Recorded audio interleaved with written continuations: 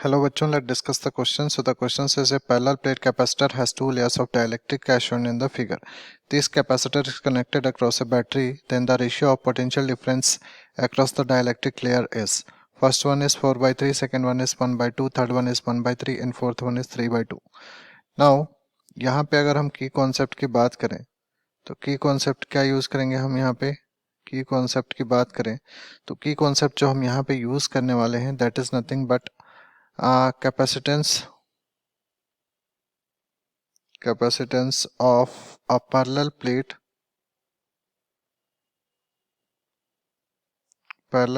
capacitor,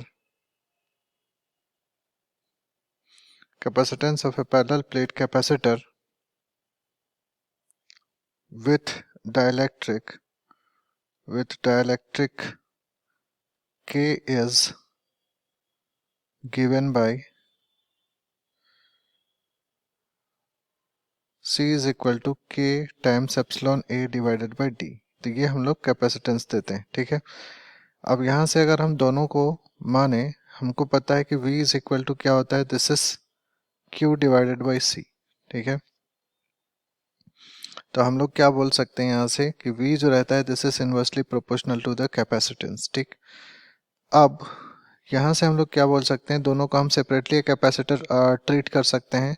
सो हम लोग यहाँ पर लिखें, so this will be V1 by V2, this will be nothing but C2 by C1। Inverse proportion में होता है तो हम इसको ऐसे लिख सकते हैं, ठीक है। अब इसी तरह से अगर हम लोग देखें V1 by V2, this will be C2। C2 की वैल्यू हम लोग क्या लिख सकते हैं, K2 times epsilon A divided by D, ठीक है। उसी तरह से अगर हम लोग K1 की वैल्यू लिखें, सो K1 is nothing but epsilon A divided by 2 times of D। Sorry, यहाँ पे क्या हो जाएगा, ये हो जाएगा 2 टाइम्स ऑफ D और ये हो जाएगा D। सो यहाँ से क्या हो जाएगा, अगर हम लोग यहाँ पे देखें तो this is V1 by V2, this will be nothing but, यहाँ से हम लोग लिख सकते हैं K2 divided by 2 times of K1, ठीक। अब K2 की वैल्यू कितनी है, दिस इज 6, ये कितनी है 2 इंटू K1 की वैल्यू है 2, सो दिस विल बी 2 3 जा। सो यहाँ से अगर हम लोग फाइंड करें, सो V1 अपॉन V2, इसकी वैल्यू कितनी आ गई 3/2। अब यहाँ से अगर हम लोग करेक्ट ऑप्शन को देखें, so the correct option will be option D, that is 3/2. I hope you understood well.